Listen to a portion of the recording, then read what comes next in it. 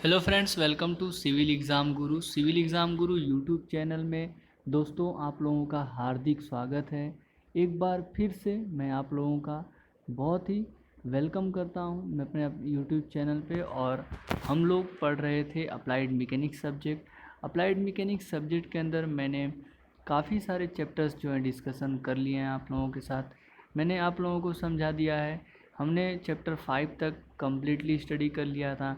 आज के इस वीडियो में हम लोग जानेंगे दोस्तों सिंपल मशीन और लिफ्टिंग मशीन के बारे में। सिंपल एंड लिफ्टिंग मशीन क्या होता है। तो दोस्तों मशीन एक ऐसी मटेरियल मशीन जो ऐसा इक्विपमेंट होता है जो हमारे वर्क को आसान कर दे, जिससे ये उसको हम लोग बोलते हैं मशीन। किसी भी चीज़ को उठाने के लिए, लिफ्ट करवाने के लिए, बहुत ही हैवी वेटेज को उठाने के लिए भी हम लोग मशीन का यूज़ करते हैं। तो दोस्तों देखते हैं कुछ टेक्निकल रिलेटेड टर्म है। पहला है मैकेनिकल एडवांटेज। तो मैकेनिकल एडवांटेज क्या होता है? The ratio of the load lifted and the effort required is called as a mechanical advantage. Load lifted W और इफोर्ट रिक्वायर P, इसका जो रेशियो होता है उसको हम लोग बोलेंगे मैकेनिकल एडवांटेज। तो इसका जो फॉर्मूला हो जाएगा mechanical advantage is equal to load lifted upon effort require. तो M A is equal to W upon P, where W जो है वो आपका क्या है, लोड है, और पी जो है इफोर्ट है। मतलब डब्लू लोड को लगाने में जो पी इफोर्ट लगाया जा रहा है उसका जो रेशियो होता है उसको हम लोग बोलते हैं मैकेनिकल एडवांटेज। ठीक है दोस्तों, समझ में आ रहा है ना आपको? यदि आपको समझ में आ रहा है तो जल्दी से चैनल को सब्सक्राइब कर दीजिए और इस वीडियो को लाइक कर दीजिए। और उसके अंदर जो कमेंट बॉक्स का एक ऑप्शन भी होता है उसके अंदर आप कमेंट करके जानकारी ले सकते हैं और भी कुछ। उसके बाद दूसरा है आपका velocity ratio. The ratio of the distance moved by effort and the distance moved by load is called as a velocity ratio. Means distance move by effort, जैसे आपने जो इफोर्ट लगाया उस इफोर्ट के कारण जो आपका कोई बॉडी है वो उसमें वो कितने डिस्टेंस तक मूव करती है। और डिस्टेंस मूव बाय लोड, और लोड की वजह से जो डिस्टेंस मूव करता है, तो उन दोनों का जो रेशियो होता है उसको हम लोग बोलेंगे वेलोसिटी रेशियो। इसका फॉर्मूला हो जाएगा वाई अपॉन एक्स। वाई जो है वो इफोर्ट के द्वारा तय किया गया डिस्टेंस है, और एक्स जो है वो लोड के द्वारा तय किया गया डिफरेंस है।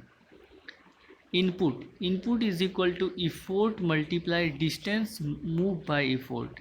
इनपुट क्या हो जाएगा? तो कितना इफोर्ट आपने लगाया, कितना एफर्ट आपने लगाया, और उस एफर्ट के कारण वो बॉडी जो है कितना डिस्टेंस तक मूव की है, इन दोनों का जो मल्टीप्लिकेशन हो रहा है उसको हम लोग बोल रहे हैं इनपुट। आउटपुट क्या होता है? Output is equal to load into distance move by load. Load जो आपने लगाया और लोड की वजह से जो ऑब्जेक्ट मूव किया गया उसको हम लोग बोल रहे हैं output.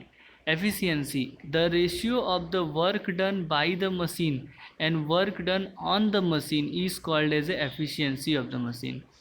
Work done by the machine मतलब मशीन के द्वारा जो काम किया जा रहा है, and work done on the machine, और मशीन के ऊपर जो काम किया जा रहा है उसको हम लोग बोल रहे हैं efficiency. Efficiency is equal to एक और फॉर्मूला हो जाएगा दोस्तों, आउटपुट अपॉन इनपुट मल्टीप्लाई 100।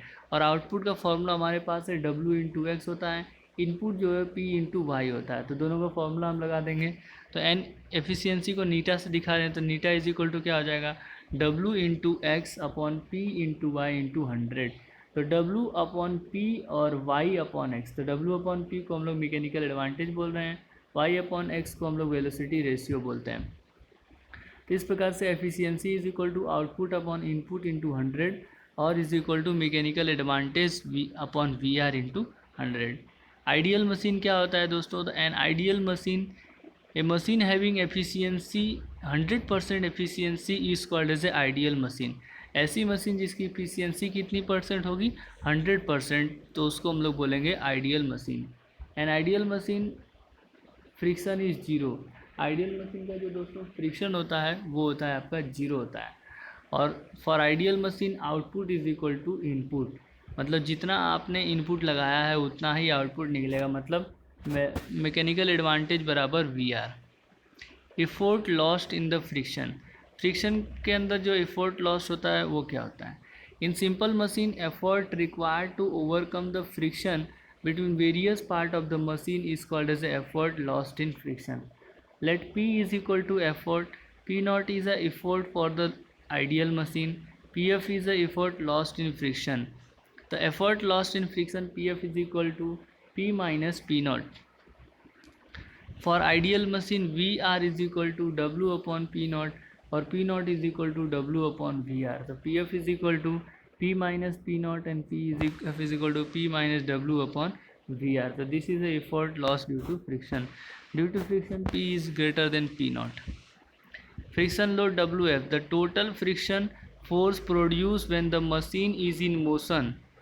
जब कभी भी मशीन मोशन में होगी तो उसके ऊपर टोटल फ्रिक्शन फोर्स जो प्रोड्यूस होता है उसको हम लोग बोलते हैं फ्रिक्शन लोड। W जो है वो आपका लोड है और W नॉट जो है वो load for the ideal machine.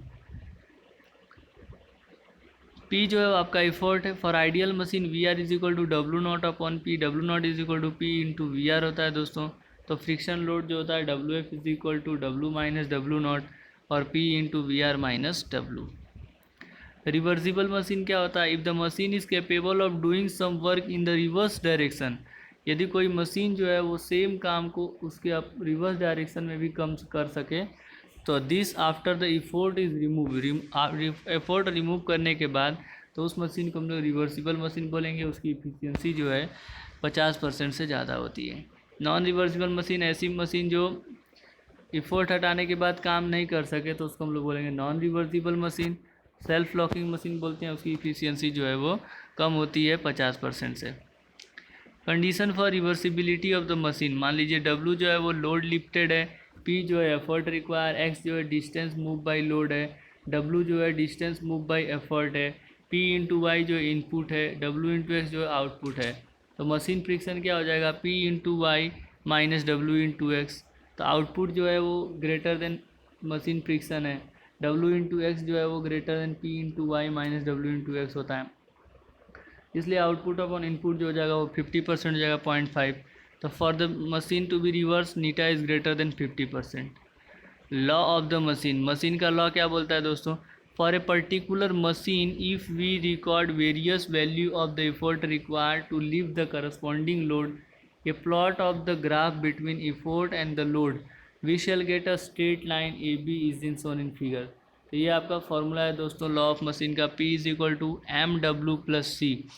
तो उसके बीच में जो ग्राफ बनाया गया, P जो है एफर्ट अप्लाइड होता है, W जो है लोड लिफ्टेड, M जो है वो कांस्टेंट है, उसको हम लोग स्लोप बोल रहे हैं। ये जो AB ग्राफ का स्लोप है उसको M बोला गया है, और C जो है वो कांस्टेंट है मशीन फ्रिक्शन का।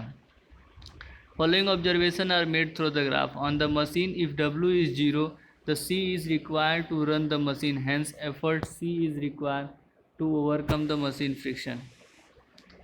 ठीक है दोस्तों, उसके बाद फिर मैक्सिमम मैकेनिकल एडवांटेज क्या हो जाएगा?